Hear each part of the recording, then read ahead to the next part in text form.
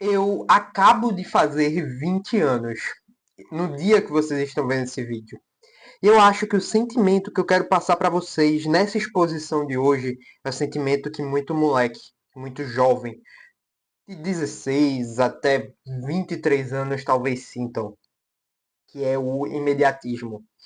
Jovens que são jovens, que ainda estão na faculdade, não saíram das fraldas, não sabem o que é ser adulto e olham ao seu lado e veem pessoas com a vida ganha, com casas, com carros, olham no Instagram, veem moleques até da própria idade ou pessoas até mais velhas viajando por países, exaltando, exalando dinheiro, exalando masculinidade, e eles ficam culpados, ficam se perguntando como ser um homem de verdade, como ser uma mulher virtuosa e ficam alimentando isso dentro de você. Talvez o maior exemplo de um jovem grande conquistador que nós temos é Alexandre o Grande. Alexandre o Grande, com 20 anos, ele simplesmente estava conquistando territórios. Seu pai, Filipe II, foi assassinado na Macedônia. E Alexandre usou o assassinato, bem entre aspas, como uma maneira política de propagar o seu reinado, colocando a culpa em Dário III, rei barra imperador do Império Persa na época.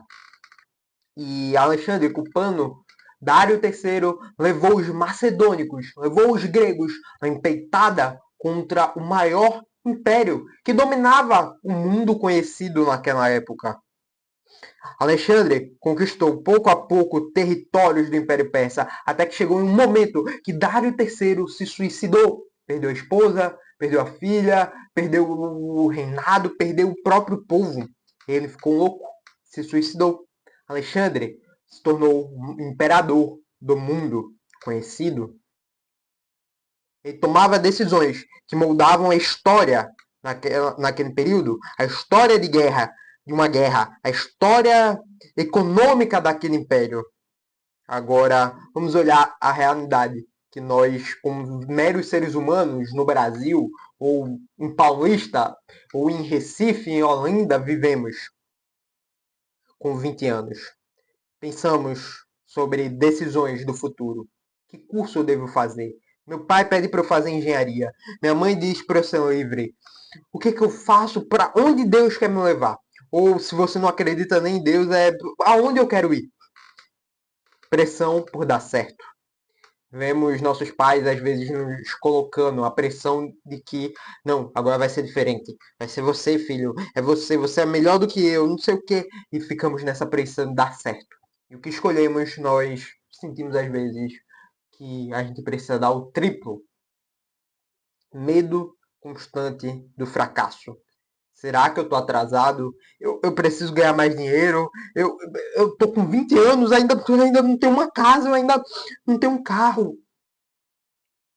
Uma incerteza econômica, principalmente no país que vivemos hoje. A diferença não é a intensidade. A diferença não é a intensidade entre Alexandre o Grande com 20 anos entre a gente. Obviamente, ela não tinha um período de guerra, mas dá para se dizer que a gente vive uma guerra interna dentro da gente grande também. A diferença é que Alexandre tinha uma guerra interna e uma guerra externa. Mas o que muda em si é o tipo de batalha. Só que tem um detalhe que muda tudo. Alexandre confiava em estratégia, força, poder humano e na sua cavalaria, nos seus cavalos, que ele via como a maior fonte de ataque contra o exército mais numeroso do Império Persa de Dário III. O Salmo 20, os Salmos 20, que vamos expor hoje aqui, vai esmagar essa lógica de confiança humana na capacidade do homem de poder fazer alguma coisa. A pergunta aqui não é qual o tamanho da sua batalha. Se fosse para perguntar alguma coisa nesse vídeo para você martelar e responder, é em quem você confia antes da batalha começar e durante a sua batalha. E ainda pode ser muito mais profundo. Você está dentro da aliança de Deus, só tentando que Deus te ajude.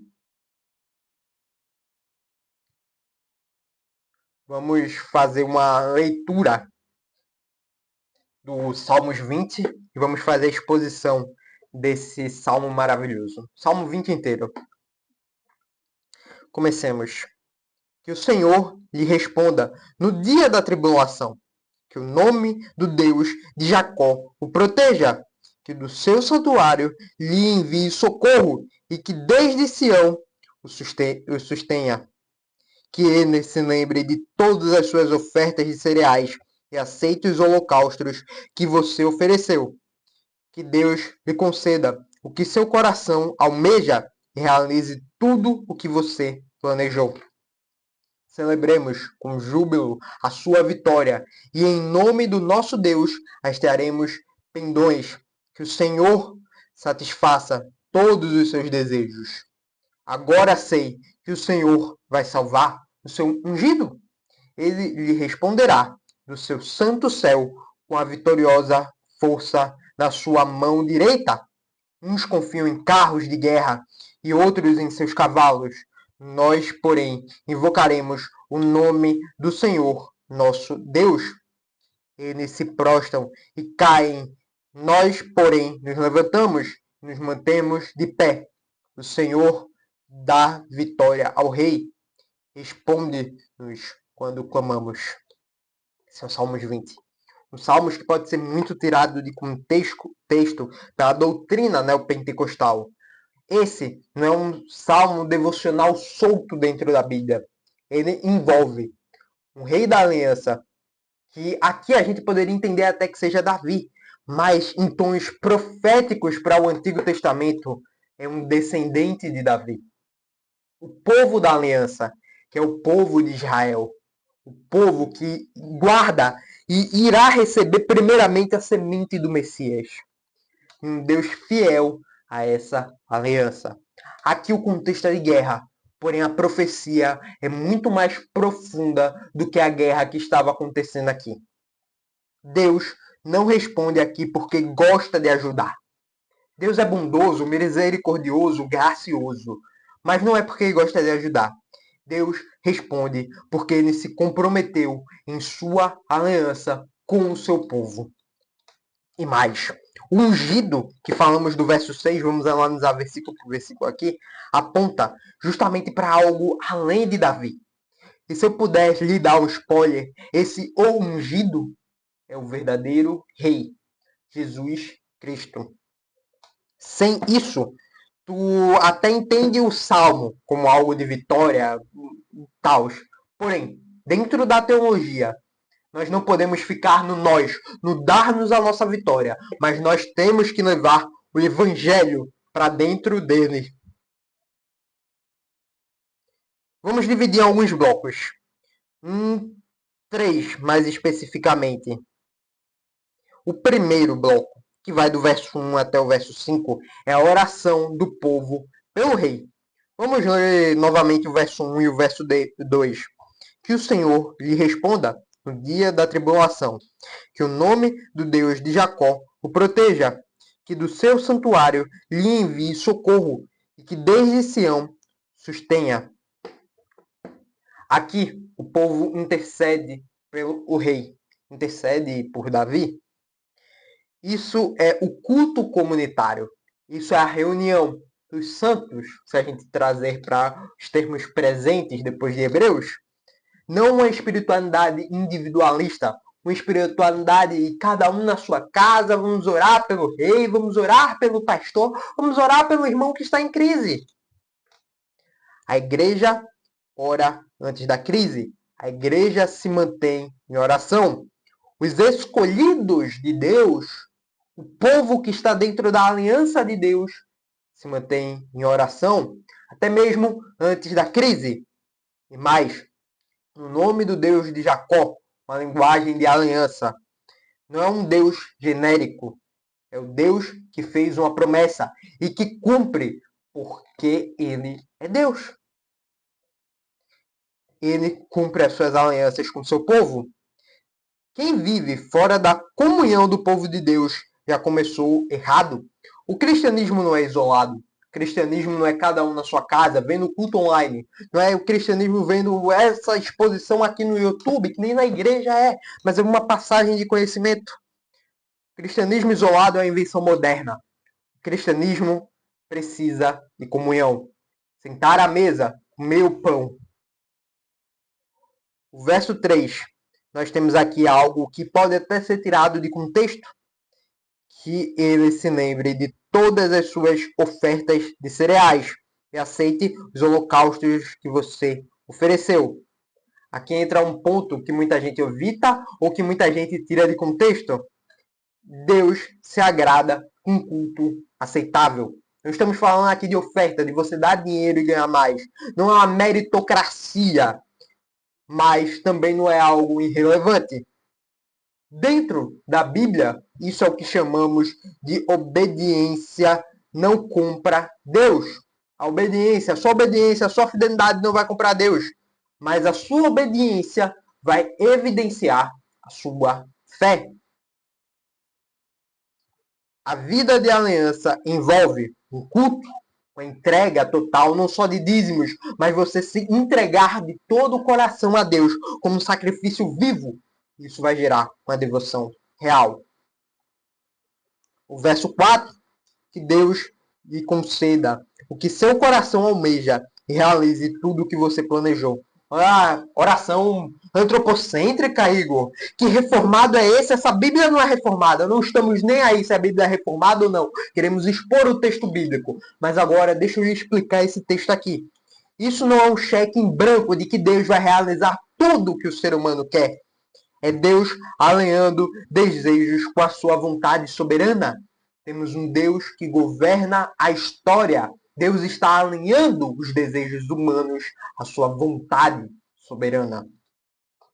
Não é Deus realizando o teu plano. É Deus cumprindo o que ele prometeu. É Deus cumprindo a vontade dele.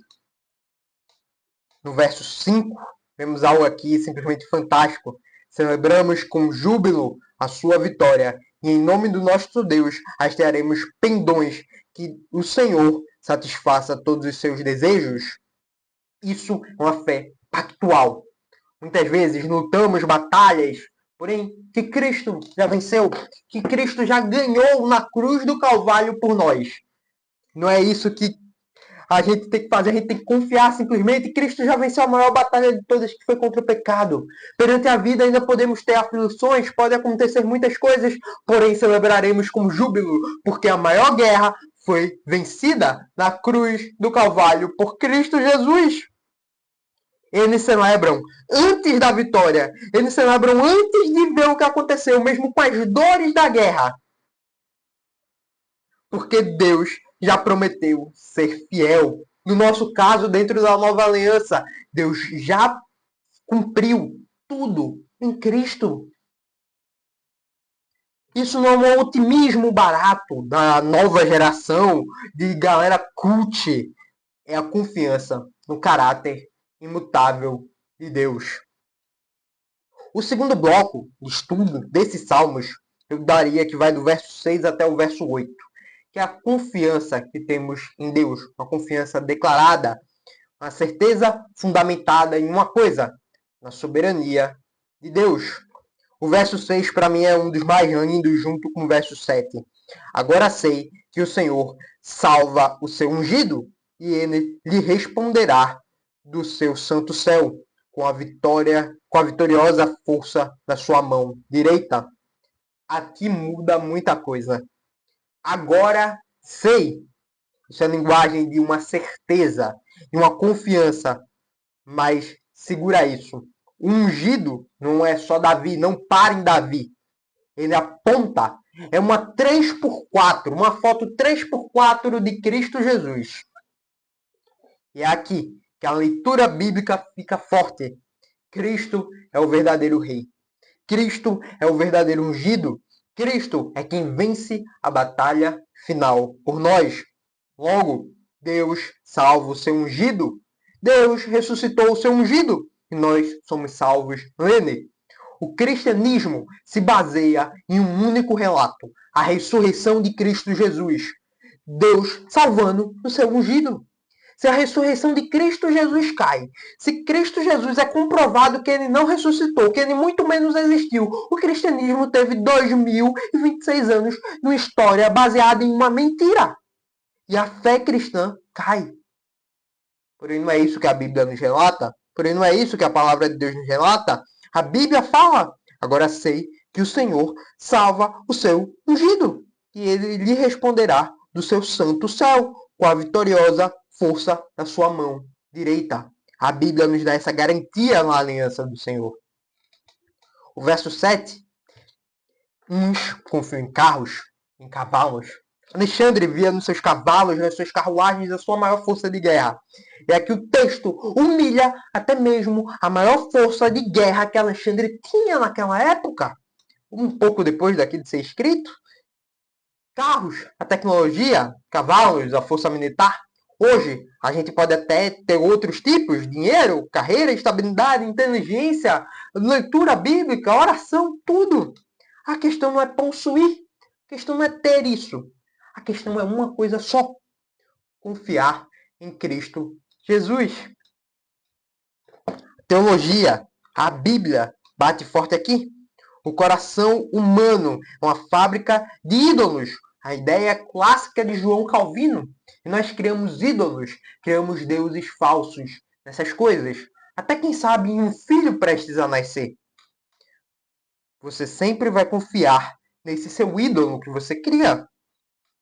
A pergunta não deve ser se a gente confia porque temos dinheiro, porque temos carro, porque temos uma carreira, porque temos um currículo acadêmico recheado. Não. A pergunta é: no Senhor, ou naquilo que você controla? É no Senhor que confiamos ou naquilo que controlamos?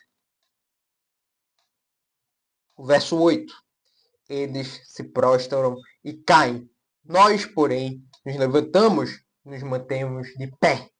Isso mostra a diferença daqueles que estão na aliança, que são o povo escolhido, o povo eleito, a aliança pactual, que estão dentro da aliança pactual, e o povo que está fora da aliança com Deus.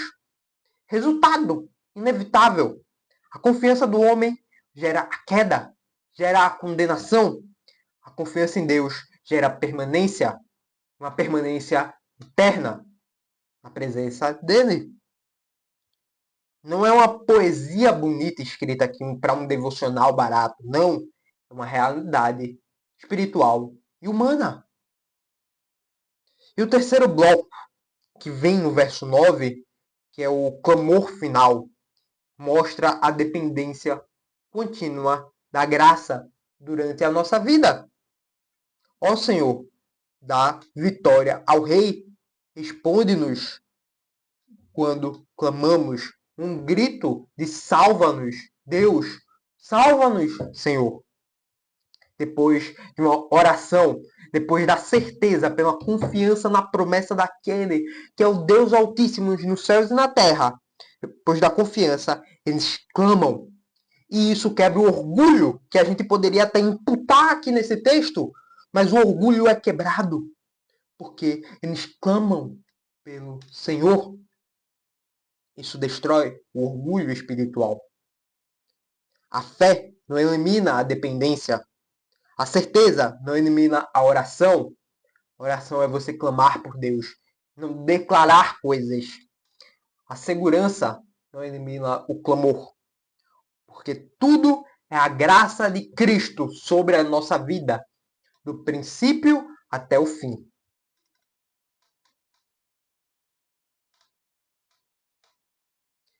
Cristo é o verdadeiro ungido. Ele enfrentou a maior batalha, uma batalha que a gente pode até, o velho homem, tentar nos puxar de novo, mas Cristo já ganhou. Ele enfrentou a batalha do pecado e ele venceu definitivamente.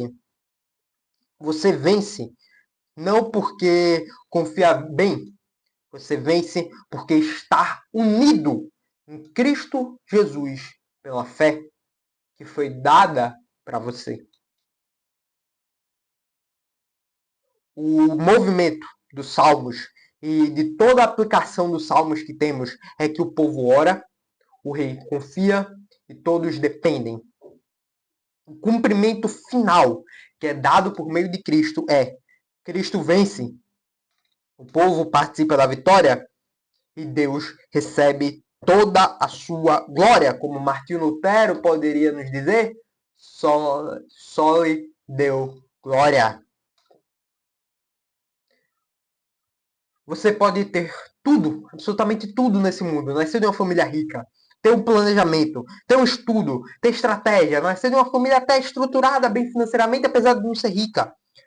Mas se sua confiança, afinal, está nas coisas que são aquém, que são coisas humanas, aquém de Deus, você só sofisticou, botou um creme de la creme na sua idolatria. No fim, carros modernos continuam sendo carros, cavalos modernos continuam sendo cavalos. E todos eles caem. Porém, aqueles que têm confiança em Deus, esses sim, já venceram. Não por seu mérito, mas porque o ungido já venceu. Com 20 anos, Alexandre, o Grande, conquistou o mundo, conhecido na época. Mas o próprio Alexandre não venceu a morte. Ele morreu até jovem, deixando o império bagunçado. Ele não venceu o pecado. Cremos que Alexandre o Grande foi condenado à morte eterna, ao inferno, ao juízo eterno. Ele era indesculpável diante de Deus. Porém, ele se colocava como um Deus vivo. Se dizia que era filho de Zeus. Cria em seus ídolos do coração. Ele não venceu a eternidade. Já o ungido de Deus, o ungido com letras maiúsculas, Cristo Jesus, venceu tudo isso. Jesus venceu a morte porque está vivo. Jesus venceu o pecado porque nele não havia pecado algum. Cristo reina eternamente. O nome que está acima de todo nome. Antes da nossa próxima decisão, temos que parar de romantizar o nosso controle. É um problema? Problema que pode nos tirar o sono ou é simplesmente uma fase da nossa vida? Responde com honestidade. Em quem você está confiando? Clica no vídeo aí do lado e até a próxima, galera.